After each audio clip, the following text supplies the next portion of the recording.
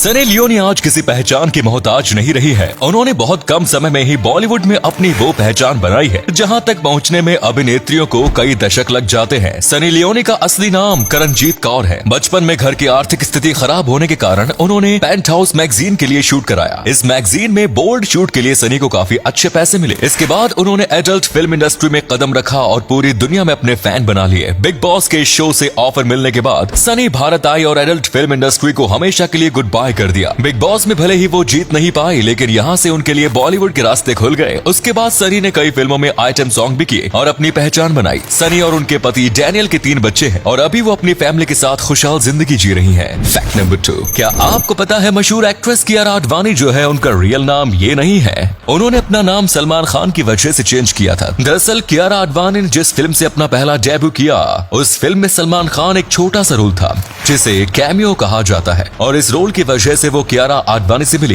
पर तभी उनका नाम आलिया आडवाणी था। इसीलिए सलमान खान ने कहा कि तुमको अपना नाम चेंज कर देना चाहिए, क्योंकि आलिया पहले से ही एक बहुत फेमस एक्ट्रेस है और सलमान खान कियारा से कई गुना ज्यादा एक्सपीरियंस्ड है और फेमस एक्टर थे, और इसीलिए कियारा को उनकी एडवाइस अच्छी लगी और उनकी एडवाइस को उन्होंने मान लिया और नाम चेंज कर लिया। नंबर 3, दोस्तों आपको पता होगा कि जब भी कोई फैन किसी बॉलीवुड स्टार के बहुत ही ज्यादा करीब जाता है तो उसके बॉडीगार्ड्स उन्हें धक्का मार देते हैं या फिर उन्हें दूर भगा देते हैं। कई बार तो इसमें मारा पीटी भी हो जाती है और इसके बाद बॉलीवुड स्टार को बहुत ही ज्यादा क्रिटिसाइज किया जाता है। लेकिन ऐसा करने के पीछे बहुत इंपॉर्टेंट वजह है, क्योंकि कई बार फैंस अपनी हद पार कर जाते हैं। जैसे कि एक बार अक्षय कुमार अपने सारे फैंस से हाथ मिला रहे थे और उनके साथ सेल्फी खिंचवा रहे थे और इसी बीच एक फैन ने इनके साथ एक बहुत ही ज्यादा भद्दा मजाक किया। इसे मजाक भी नहीं कह सकते बल्कि अटैक कह सकते हैं, क्योंकि उस फ्रेंड ने अक्षय कुमार के हाथ में ब्लेड मार दी। जी हाँ दोस्तों, आपने बिल्कुल सही सुना। अक्षय कुमार सबसे हाथ मिला रहे थे और उन्हें हाथ में थोड़ा जलन महसूस हुआ और उसने देखा तो उनका हाथ खून से लथपथ था और उनके हाथ पर एक कट लगा हुआ था और इसीलिए बॉडीगार्ड सख्ती बरतते हैं।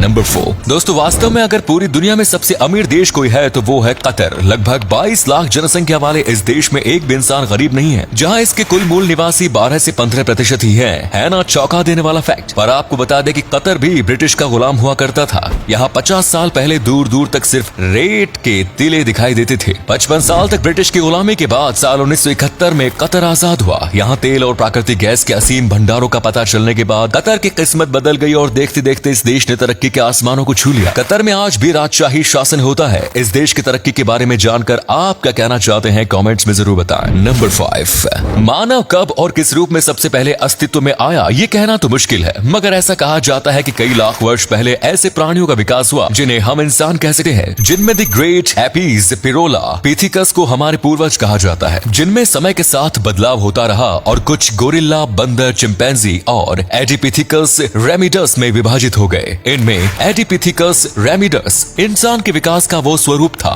जिनका दिमाग संतरे के आकार का था और पैरों से उतरकर दोनों पैरों पर थोड़ा सीधा चलने लगे। जमीन पर सीधा चलने की वजह से पेड़ों की तुलना में ऊर्जा कम खर्च होती थी, जिसकी वजह से ये पहले होमो हेबिलिस, फिर होमो इरेक्टस और फिर होमो सेपियंस में बदल गए। होमो हेबिलिस के रूप में ही हमारे पूर्वजों ने पत्थर के औजारों से शिकार करना शुरू कर दिया था। जब ये होमो इरेक्टस में बदले तो इन्होंने आग से भोजन पकाकर खाना शुरू कर दिया। आग की खोज मानव इतिहास में अब तक की सबसे बड़ी खोज थी। धीरे धीरे समय बीतता गया और हमारे पूर्वजों ने आवाज निकालना शुरू कर दिया, जो होमो सेपियंस के निंडरथाल्स के रूप में सामने आए, जो आज के इंसान की तरह ही चालाक, शातिर और बुद्धिमान थे। इस तरह आधुनिक इंसान का स्वरूप निखर के आया। नंबर 6, वो दिन गए जब लोग ताजे दूध के लिए स्थानीय दूध बेचने वाले पर निर्भर रहते थे। लगभग अब हर चीज तैयार रूप में पैकेट में बेची जाती है और इसमें दूध भी शामिल है। पर क्या आप जानते हैं कि पैकेट वाला दूध आखिर बनता कैसे है? अमूल और मदर डेयरी जैसी कंपनियां अपना दूध खुद प्रोड्यूस नहीं करती, बल्कि गाय रखने वाले पशुपालकों से ही लेती है। जैसे मिल्क कलेक्शन सेंटर इन पशुपालकों से 18 से ₹20 प्रति लीटर के हिसाब से दूध की क्वालिटी जाँच कर खरीद लेती है। फिर